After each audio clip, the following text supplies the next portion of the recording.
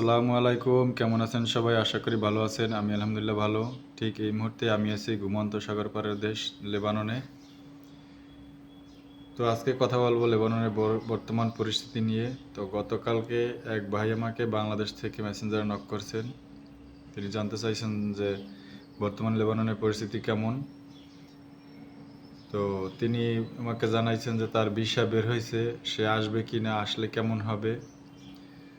তো আমি তার উদ্দেশ্যে এবং যারা লেবাননে আসতে চান সবার উদ্দেশ্য করে বলতে চাই যে লেবানন যুদ্ধ বিধ্বস্ত একটি দেশ বা খুবই ছোট একটা দেশ, তারপরেও প্রবাসী বাংলাদেশিদের জন্য এই দেশটা অনেক ভালো। তো দেখা যায় অনেক উন্নত দেশেও গিয়েও যে টাকা ইনকাম করা যায় তার থেকে এই ছোট্ট যুদ্ধ বিধ্বস্ত দেশে আসলেও তার থেকে বেশি ইনকাম করা যায়। তো এখানে আর একটা বিষয় হয়েছে যে পরিশ্রম। কথা আছে যে পরিশ্রমই সকল সফলতার চাবিকাঠি। তো আপনাকে সফল হতে হলে তাহলে পরিশ্রম করতে হবে। তো আপনি যেই দেশেই যান না কেন, যদি পরিশ্রম না করেন তাহলে আপনার কিছুই করতে পারবেন না। তো এজন্য সবার আগে পরিশ্রম।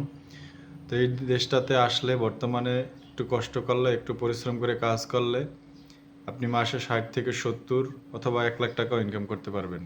তো সেক্ষেত্রে বলা যায় আপনারা যারা আসতে চান তো ইজিভাবে আসতে পারেন, কারণ এখানে যুদ্ধ পরিস্থিতি শুধু দক্ষিণ লেবাননেই যুদ্ধ হয়।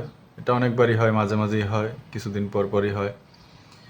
আর এই অন্যদিকে যারা আমরা আছি, তো আলহামদুলিল্লাহ আমরা সব কিছু মিলিয়ে ভালো আছি।